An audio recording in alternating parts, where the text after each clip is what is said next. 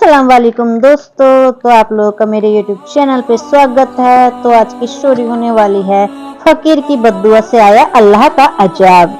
चाचा चमन मोहल्ले के सबसे कंजूस आदमी थे। उनके घर कोई मेहमान चला जाए तो रस्मी गुफ्तगू के बाद पूछते हैं कि चाय तो नहीं पियेंगे ना, क्योंकि चाय बहुत नुकसानदेह है। हाँ, शरबत थोड़ा गर्म में चलेगा क्या? केक बिस्किट वाली दुकान अभी बंद पड़ी है, क्या करूं? समोसे वाला तो अभी तेल गरम कर रहा होगा, अभी काफी वक्त लगेगा। आप कहाँ इतनी देर बैठे रहेंगे? बेचारा मेहमानी सुनकर शर्मिंदा हो जाता है। एक दिन दोपहर को किसी फकीर ने उनके घर का दरवाजा खटखटाया। चचा चमन ने दरवाजा खोले बगैर पूछा, कौन है? फकीर बोला, बेटा मेहरबानी करो, मुझे कुछ पैसे दे दो, मेरे पास सब्जी और रोटी खरीद लूंगा। चाचा चमन ने बोला, जाओ जाओ, दफा हो जाओ, नहीं है मेरे पास पैसे। पता नहीं कहां से ऐसे भिखारी आ जाते हैं मांगने के लिए, खाने से दिल नहीं भरता। चचा चमन ने बेचारे फकीर को खूब बातें सुनाई। फकीर मायूस हो गया। आखिर उसकी जुबान से बद्दुआ निकली, अल्लाह तुझे हमेशा खाने से दूर रखे, तू कुछ भी ना खा सके। इतना कहकर वह फकीर वहां से चला गया। कुछ दिन बाद चचा चमन के पेट में शदीद दर्द उठा। दर्द इतना शदीद था कि वो तड़प उठ गए। घर वाले उनको हॉस्पिटल ले गए। हॉस्पिटल में चचा चमन के टेस्ट हुए। आखिरकार पेट के दर्द का पता चल गया। डॉक्टर ने हिदायत दी कि 15 से 20 दिन तक हॉस्पिटल में ही रहना होगा ताकि मुकम्मल इलाज किया जा सके। हॉस्पिटल से जब घर वापस आ जाए तो कमजोर से निढाल थे वो, बेहोश ही बुरा हाल उनका था। कोई चीज हजम नहीं होती थी, दही भी खाते थे तो उल्टी हो जाती थी। डॉक्टर पास जाते तो वह कहता कि शायद आपने बात परहेजी की है, टेस्ट करवाते तो सब ठीक आता। दवा बाकायदगी से इस्तेमाल करने के बावजूद तबीयत नहीं संभल में आ रही थी।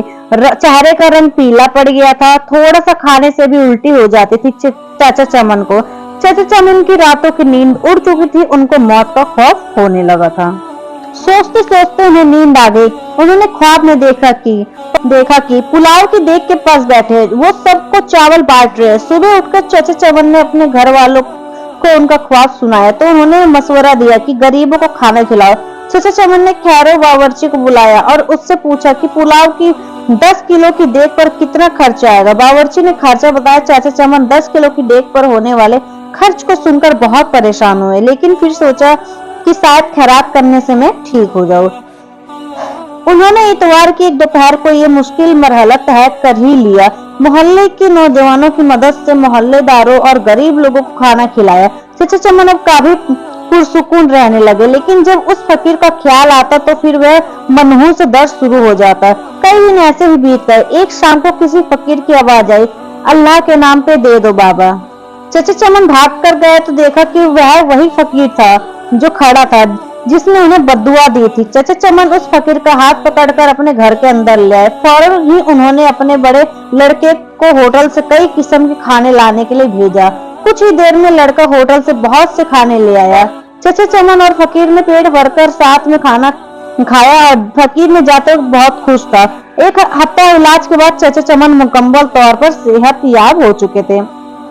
अगर आपको हमारी ये वीडियो पसंद आई और अगर आपको इससे इल्म हासिल हुआ तो नीचे दिए गए बटन पे सब्सक्राइब कर दीजिए, रेड कलर का बटन होगा और इसको जरूर ज्यादा से ज्यादा शेयर कीजिएगा। तो ऐसे हमारे चैनल पे बने रहिएगा, तो ऐसी और वीडियो आगे लेके आते रहेंगे। तो सब्सक्राइब करना मत भूलिएगा। तो फिर मिलते हैं नेक्स्ट वीडियो में।